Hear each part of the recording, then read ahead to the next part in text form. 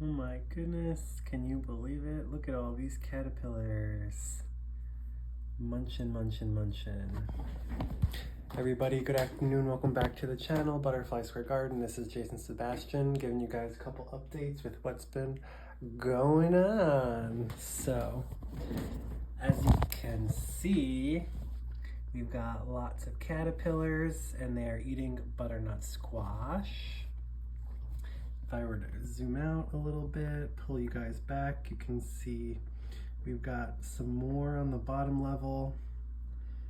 We've got more caterpillars eating on the second level, more caterpillars eating on the third level, and also more caterpillars eating on the fourth level.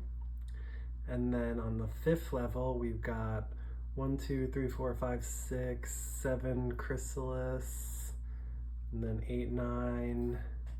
We've got 10 chrysalis, plus in the old cage, 1, 2, 3, 4, and 5.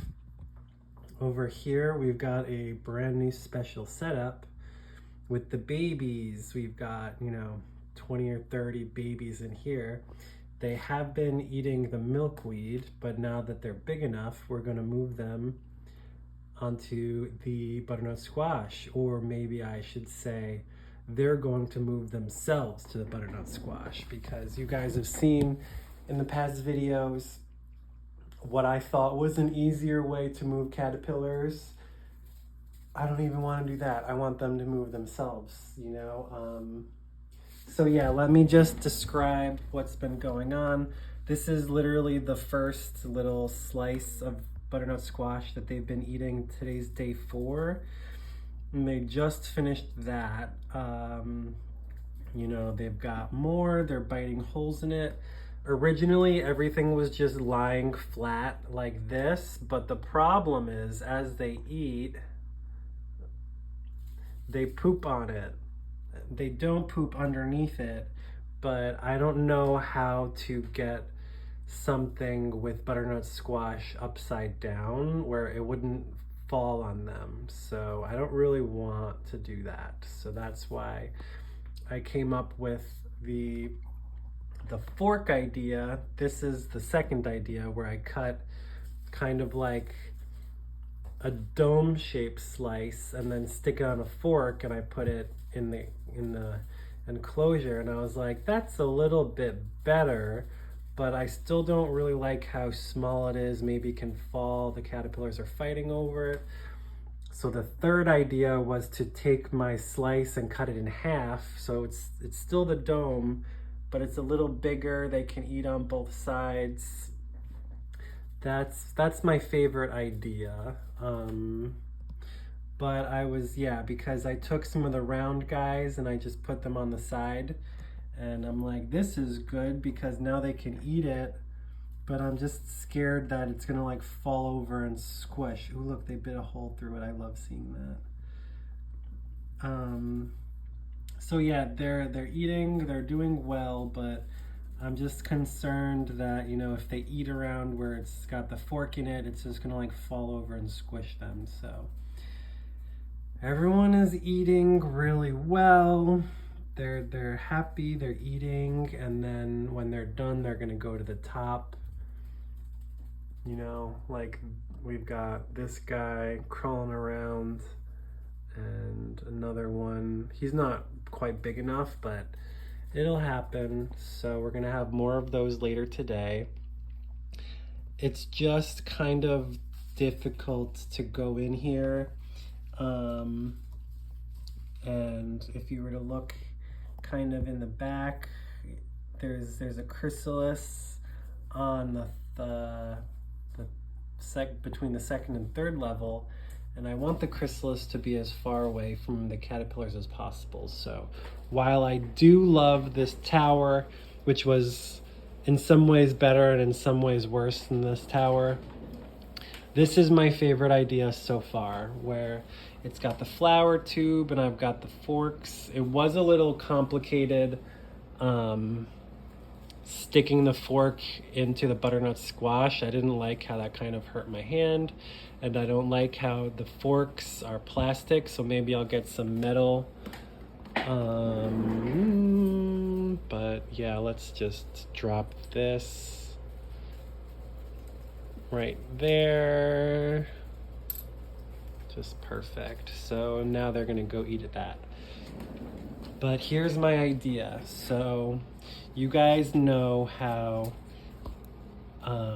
the caterpillars walk onto the food all by themselves. So I am going to just open the little cage, and you see how they're already in a big, I don't want to say cage, net. They're in a little net because they're babies, but now they're big and they're all on top of each other. So I'm just going to unzip it.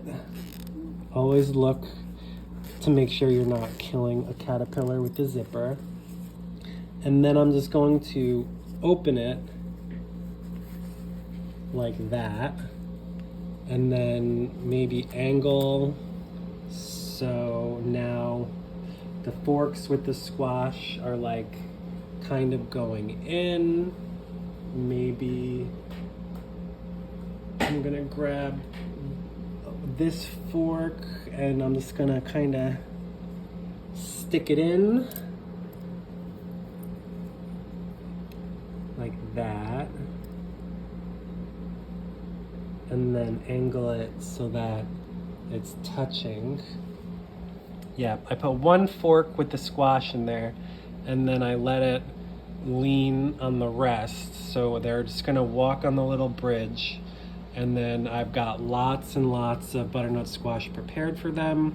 It looks like it can go several days without drying out, so that's my favorite part. And then if it's off the ground with the poop is what gets moldy, you know? That was my problem. So these guys have been eating for, you know, four days, and they just reached the rinds, and I haven't gotten any mold because there is poop in here. I cleaned it out this morning. I cleaned out all of this poop, you know? That's all caterpillar poop from one day.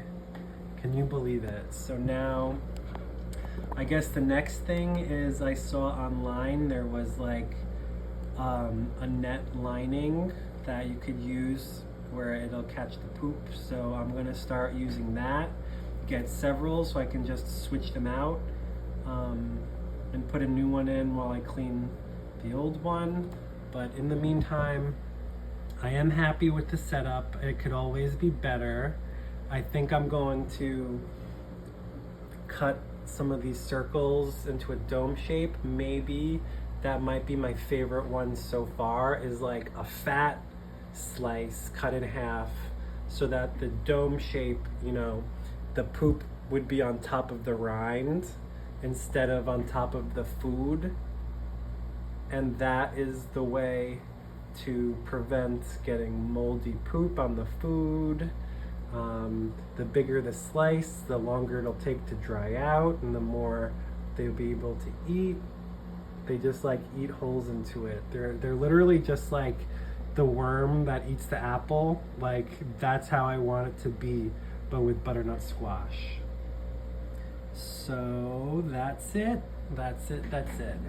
Has anyone climbed out yet? No, they still have food in there, so they're still eating their food, but I think by the end of the day, there will be a lot of caterpillars on the butternut squash. In this container, it does not have as much surface area as this one, so maybe I will do levels with this, just like, you know. Or I do really like this idea. So maybe when the babies are big enough, I'll just grab a fork and I'll put it in here on the bottom level, and then on the top level, I'll have the fat sliced cut into a half dome shape. So yeah, we'll go eggs, which these aren't hatching, so I guess maybe the eggs weren't viable, but we'll go from egg to a little net with milkweed, and then we've got extra nets, so we'll maybe clean them out one time. We'll go from one small net to the second small net because we gotta keep them clean and fresh, but once they're ready, we'll just have them move out on their own. And then from there, we'll just, you know, pick them up with the caterpillar and put them like on a bottom level, and then they will do this on their own. But again, I'm also concerned that they're not going to be so easy to move once they're like this, you know. I'm still working on it, but that's my thought process so far. If you want to see the butterflies, I've still got lots of butterflies flying around. We've had the mating yesterday. I didn't even touch the Gatorade. The thing is spilling. Like, it's supposed to be a gravity drip, but it's just spilling onto paper towels, which they drink from as well. It's not a terrible idea, but you know, I just wish that there was a better way. So I'm working on it. So that's that. All right, zip your clothes. Don't forget to plant native milkweed. As much as I love having everything indoors, I have been seeing like one monarch a day when I go outside in the garden, and that's, you know, if you see one, then that means that there's more. And we've got lots of chrysalis, so hopefully that means more butterflies, and the more butterflies, then the more likely that they are to mate, and then they'll start laying eggs. And I've never had this go through the winter. You know, I always stop in like September, October, and I don't want to stop, you know. I'm living in a warm house, so that basically means I should be able to keep them going all winter. But the butterflies behave differently in the winter, so now I'm wondering, like, what if I refrigerate or even freeze the eggs so that they hatch in the spring? You know, it's only a couple of months. Winters in New York are cold. It's cold for like 6 months. So let's see, September, October is when I start to stop. Then November, December, January, February, March is really when spring picks up. So I would say that's at least 4 months.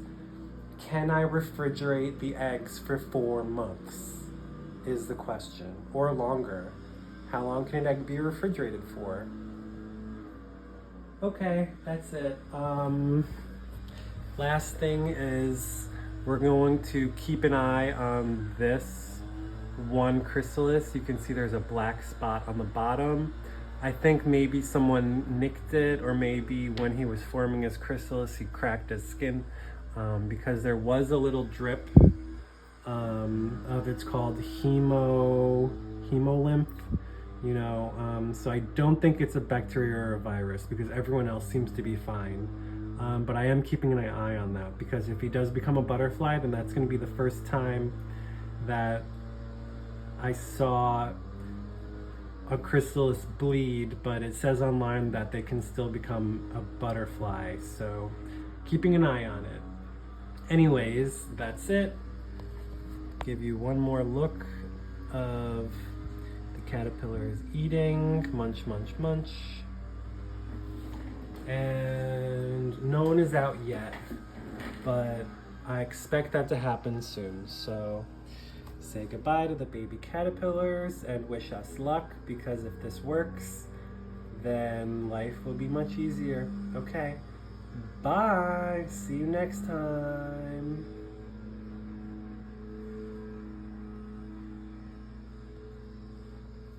Bye, bye, bye. Let's go 15 minutes. We'll go the last 15 minutes, 15 seconds, I won't even say anything. you hear the lawnmower? Ugh, it's terrible. Okay, love you. Bye-bye.